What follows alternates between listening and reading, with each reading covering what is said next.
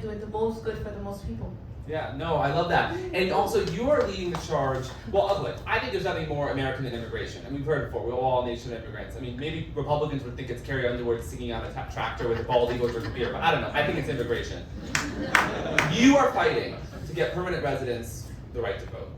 And you said something so clever, a classic American saying, taxation without representations. Permanent residents, immigrants, pay $10 billion a year to New York in taxes. Why is it so important, and why is it beneficial for all of us that these people get the right to vote? You know, I want everyone to think about the fact that there's many people opposing, and those are the people who are afraid of the power of the vote. Yeah. When a lot of people who actually understand what a community needs, because they live in it every day, go out and exercise their power to vote, it's the power brokers, the political power brokers who are afraid of it. They're the ones who sued the city to undermine this legislation, and it's going through the process, and we're hoping that it'll actually become reality. But in a neighborhood like mine, I want to give you statistics. 60% of the people that I represent are born in another country, and 40%, that's almost half of the people that I represent, can't vote for me. And so imagine if they could vote for who their council member was. We wouldn't have the council member that we have now. Right. I mean, he was the last person to sign the bill, and leave it at that. We'll leave it at that. Right. But the reality is, we have people in our state who are working 2-3 jobs. Mm-hmm. We have people who are going home every night not knowing whether they're going to have a roof over their head the next day, because the laws in our city and our state are not friendly to people with their income, not friendly to them. And so if you change who votes, you change who's in power. Right. And interesting, I did not know this, but doing research on you. So there are 316,000 businesses in the state owned by immigrants.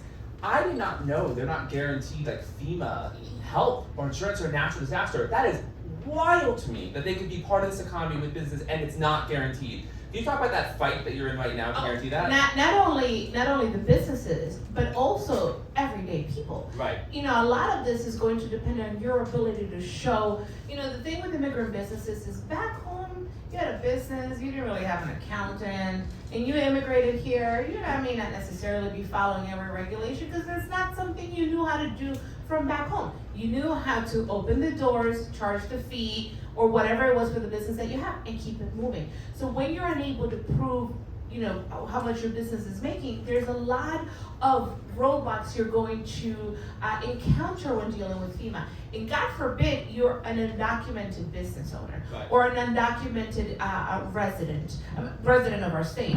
The undocumented folks are, can I curse? Yeah. All right, they're shit out of luck.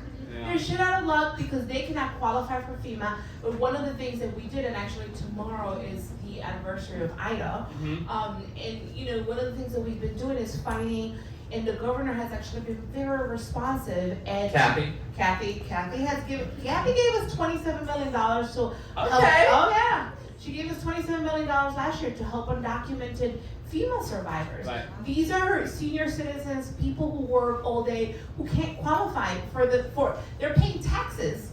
Imagine if all of the taxes that you were paying every day, and one day you needed help from the government, they couldn't give it to you. That's what they face every day. Crazy. And also not just that, but you wrote an op-ed about how people going through like immigration proceedings are not guaranteed a right to a lawyer. Again, wild to me. This is America. I just was like, how? Yeah, right. It's very American. What can be done to change that, and what's the work happening right now? So in the state legislature, we've been proposing a bill that would make New York actually the second state. California, if anybody here is from California, I would like to be California when we grow up. I love the laws. They are far ahead of the game when it comes to protecting immigrant communities. In California, if you face a removal proceeding or an immigration proceeding, you are guaranteed by law a lawyer. Right. In the state of New York and in most of the rest of the country, you are not. Because immigration law, while it carries criminal consequences, because you could end up in jail, you could end up deported, and we'll hear about the Constitution and we'll watch Law and Order where everybody's guaranteed a lawyer, not in immigration court. In immigration court, because it's a civil proceeding, you either have to represent yourself, and imagine a 2-year-old going going through the system when they come here looking for asylum, Yeah. trying to represent themselves. That is what we're seeing in this country. So we have proposed, I've been fighting since I got into office for more money for legal services, for lawyers, for immigrant communities, and we went from $10 million to about $15 million in the time that I've been fighting, and I am looking to make us the second state to guarantee an attorney every time someone is facing that the possibility of a deportation. Well, I would love that. So I wanted